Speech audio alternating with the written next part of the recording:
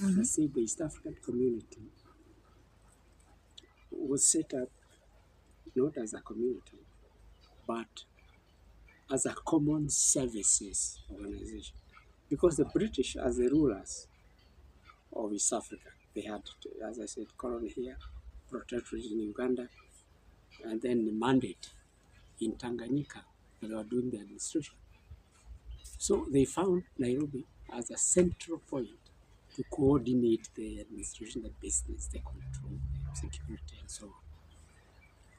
And they found that there were many common services government was delivering or providing. For example, when we talk about security, they needed security in Uganda, security in Tanzania, Tanganyika, security even in Zambia. So they saw 4 units all coordinated in Nairobi. So they say they call them common services: health, education. All these things are provided by government to citizens. So the East African people were receiving services all coordinated from Nairobi. And there was need for those common services, again, because they were provided by the British government,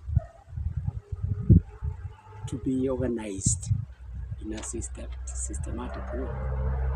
So they created what is called the East African Common Services Organization to provide, coordinate and budget and so on, all these 4 regions, 4 countries. So that is how the EAC began. Yes, so that is a background. And then after the war in 1948 there, the British looked and saw that perhaps there should be a more political control over this. So common services were there, but they brought what they call East African, they call it East African High Commission. The 3, there was need for a bigger person to go to East African High Commission. And during the East African Common Services and during the East African High Commission, the headquarters was also always in, and it was at today, that building where you have the big court, the Supreme Court, the Court of Appeal, the Magistrates Court, the Remand Commission, the side facing the town, the central business, and we find it's an old structured stone. And that was built late 40s. It's a very strong building. That was the East African High Commission. And therefore, when we assumed independence in the period early 60s, Tanzania 61, Uganda 62, us 63, Tanzania, Zanzibar itself, as I mentioned to you before, they had a coup and change. All these services were provided and coordinated from Nairobi. And when we negotiated for independence, the country said, let it remain like that before independence. When we become independent countries, we will negotiate an arrangement that suits independent countries. So after they settled down, the talk was, one, East African Federation. Let us have a political federation where you have a president on a rotational basis. President of East African Federation, 1 2 years or 3 or whatever time, one to come from Tanzania, then they rotate to the next one. So that was the idea of a federation. But that was political. But they saw there was urgent need for services to the people. And there was already the East African Common Services. So the idea is moved. They say the priority should be to strengthen the existing arrangement of East African Common Services into a community, so that we can also establish proper trade, customs, and so on. And therefore, the negotiations they brought some consultants. Some came from the World Bank, some came from the universities abroad to put together an arrangement which is well thought out and capturing many things.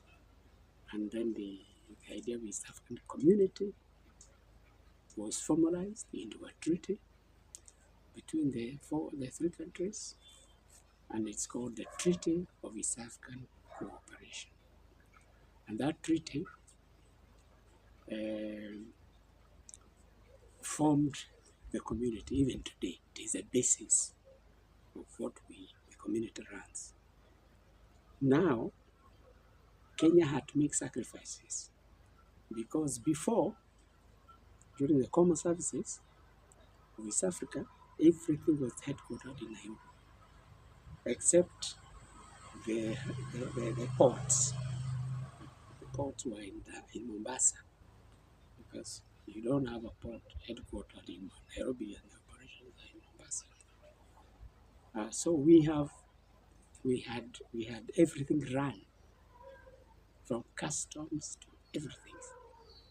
In fact, it was so integrated, and people were employed. You could be employed by the community and go and work in the farthest corner of Tanzania, and East African community. And they were also doing that like that. It ranged from education to research, particular research, what you call CARO, the East African Forestry Services, the KEFRI, the veterinary services, agricultural research, medical research. They were all coordinated together under the East African community, East African Common Services. So now, one of the things that was agreed, and I mentioned that Kenya decided to forego things, was to share the headquarters of some of these things as practically as possible with the countries. So postal, before the internet and so on, posta, the mail system and the telephone and the telegram was the main communication system. So the posta used to be in Nairobi, and posta was taken to Kampala. They said, look, the headquarters now will be in Kampala. And then Kampala also got what used to be called, they had formed something called the East African Development Bank. It is still there today, EADB, it's there. So it was given to Kampala. And the ports were moved from Mombasa headquarters to Dar es Salaam. The railways were always in Kenya, so they were left in Kenya. And then the tax system, it used to be called the East African tax something system. It was all uniform. It is made in Nairobi. The customs services were taken to Mombasa, because that's where most of the volume of imports came. So from Nairobi surrendered most of this to the neighboring countries. And the community headquartered, one of the main things that Kenya surrendered, the headquarters was found to be, it should be as central as possible. And they found Tanzania gained by giving up the Arusha. Arusha was set up as the headquarters of the East African community. Up to date, it's the one. So the treaty was signed by the three countries, and then it still works.